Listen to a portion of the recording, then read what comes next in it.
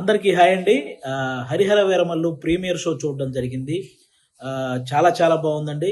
పవన్ కళ్యాణ్ గారి ఇంట్రడక్షన్ సీన్‌కే మీరు తెచ్చుకున్న పేపర్‌లన్నీ అయిపోతాయి. సినిమాలో ఇంకా హై ఇచ్చే సీన్‌లు చాలా చాలా ఉన్నాయన్నమాట.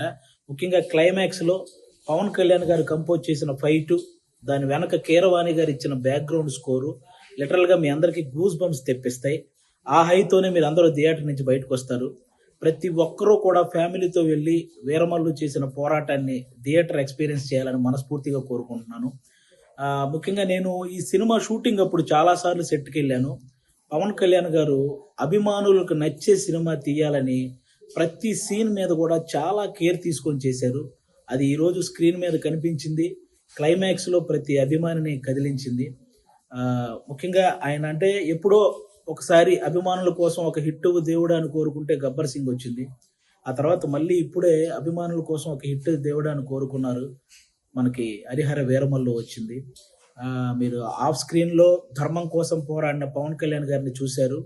ఆన్ స్క్రీన్‌లో ధర్మం కోసం పోరాడుతున్న 'హరిహర వీరమల్లు'ను కూడా చూసి ఎంజాయ్ చేయాలని మనస్ఫూర్తిగా కోరుకుంటున్నాను.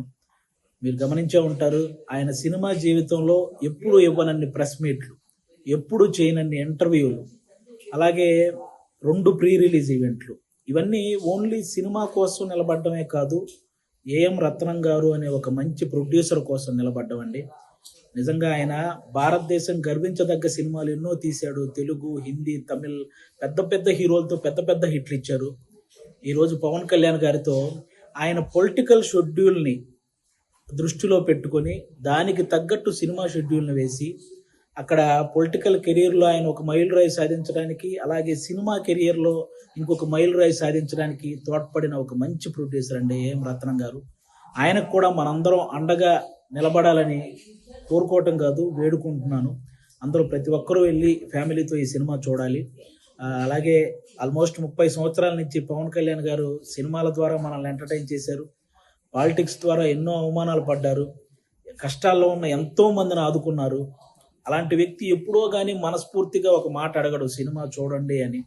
కాబట్టి ఆయన్ని అంటే ఇంకో 3 సినిమాల తర్వాత ఆయన మళ్ళీ కొన్ని సంవత్సరాలు సినిమాలు చేస్తాడో లేదో కూడా తెలియదు. అలాంటి వ్యక్తికి మనం ఈ 3 సినిమాలు ఆయన గుర్తుంచుకునే విధంగా, ఆయన గుర్తుపెట్టుకునే విధంగా విజయాన్ని అందించాలని మనం మనస్ఫూర్తిగా కోరుకుంటున్నాను.